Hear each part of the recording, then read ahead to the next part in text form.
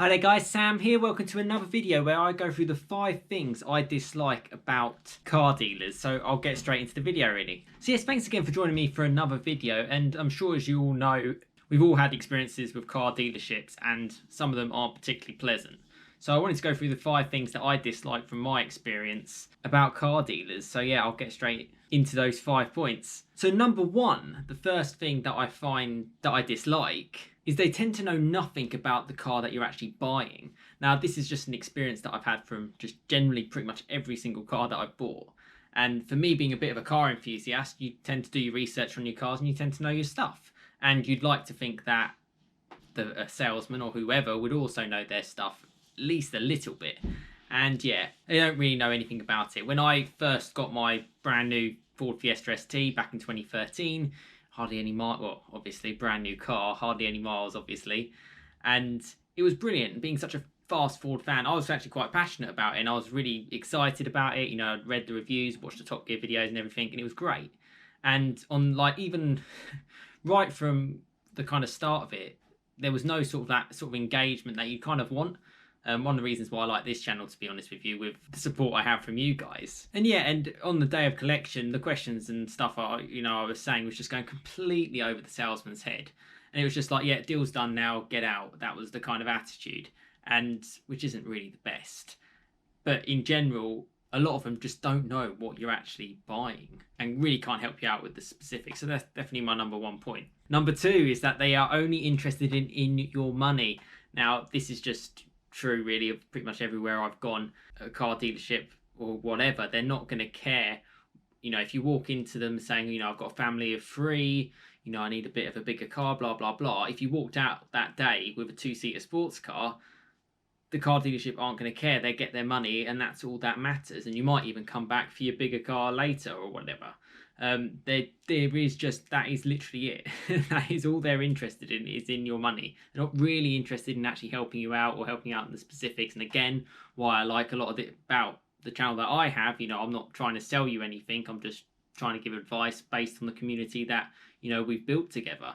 Yeah, so that's definitely my second point, and probably a point that's quite high up on quite a few people's list. The third point is they apply pressure when you're trying to make one of the second biggest purchases of your entire life. It's a big decision to make, and they will apply pressure during that. And in fairness, I didn't really have that too much when I got my Fiesta ST, but I had that in the past with other cars. More recently, probably the Focus that I got for my dad, and they were very much more aggressive. And this was actually a franchise dealer, not a main dealer. Yeah, a lot of putting the pressure on, a lot of putting the time frames on, changing the goalposts, all that kind of stuff, just as you're getting near sort of like the end of it all, which isn't pleasant, isn't comfortable. You should have, plenty of time to make a decision on such a huge purchase. Give yourself a week, give yourself 2 weeks if you really have to. Don't make a decision on the day or in the hour or the night after. And to sleep, a night to sleep on a decision that's going to cost you like £50,000 or however much it's going to cost you needs time, and car dealers always tend to put the pressure on because they need to get the numbers in for the month, and that's the bottom line, frankly. So that's my third point. The fourth point has to be around the customer service that I've kind of received, and this is mainly definitely on the front line whenever I've gone into a dealership, whenever I've had a service or whenever I bought a car. And yeah, I've never really had any sort of confidence that they're able to help you out on the technical side from your car. I've had like pretty basic questions, to be honest. I do know my stuff, but I just want some clarity on bits. And it just goes straight over their head. And even when they go round to the back to speak to someone who might know, they'll come back and they'll translate in a completely non-understanding way. And they've probably given them a completely different question to what you've asked. And that really doesn't help at all at like a car dealership. And again, while I kind of go back to, you're probably better off with forums or channels, for example, like mine, maybe with people who actually own the cars and know so much about them, than going through car dealers who, just generally just don't know their stuff. They churn through so much stock. They just don't know about the specifics. And maybe I'd get a little bit of a different customer service if I did move away from the likes of Ford or VW and you moved into a brand, say like Porsche or someone better. And actually, on Porsche point of view, I have had great experience with them, but generally that's because I've been in their dealerships having customer experience days and track days and stuff like that, so it's always been good from that side. But yeah, customer service has never really been helpful. I don't necessarily feel it's their fault. They're just churning out cars. That is my fourth point. My fifth and final point is that they all assume that you know absolutely nothing about cars in general, just absolutely nothing. And this is from day one when I bought my first car, 12 years ago now. It's been exactly the same thing. You know, whether or not you're having a service and they sort of say, oh, you know, you need to get your tyres changed.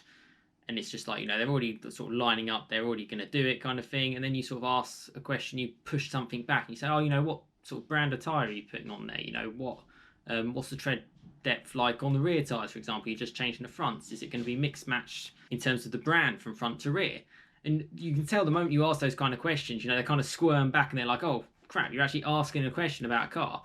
And it's just been always the same thing whenever I talk to people. It is really frustrating. People tuning into my channel, you know, we're 1,050 strong now, so thank you for supporting the channel. Probably do know more stuff and more than most people when buying a car.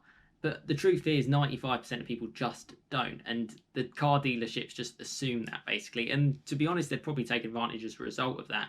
You can ultimately be given like the wrong type of advice, and advice that basically just is for them to make a little bit of money, for example, which is almost certainly the case. But I'd certainly think if you don't know something about cars, they should certainly explain things in a little bit of an easier way for those people to understand and allow them to make an informed decision. You know, I appreciate not everyone is into their cars, but yeah, just assume that you don't know anything about your car and then kind of take advantage of it is definitely my fifth and final point of things that I dislike about car dealers. So yes, that's the end of the video. I hope you've enjoyed it. Please let me know in the comments what your 5 like pet hates really against car dealerships and any experiences that you've had. I'm sure other people on this channel find it useful. And if you're new to the channel, please consider subscribing. Check out previous content that I've had on the channel. There's plenty more to come. It's a pretty active channel, to be honest with you. I tend to get out a couple of videos a week these days. And yeah, I'd really appreciate your support. But yes, thanks so much for watching. Don't forget to drop a comment. Have a fantastic rest of your day, and I'll see you again next time. Cheers, guys.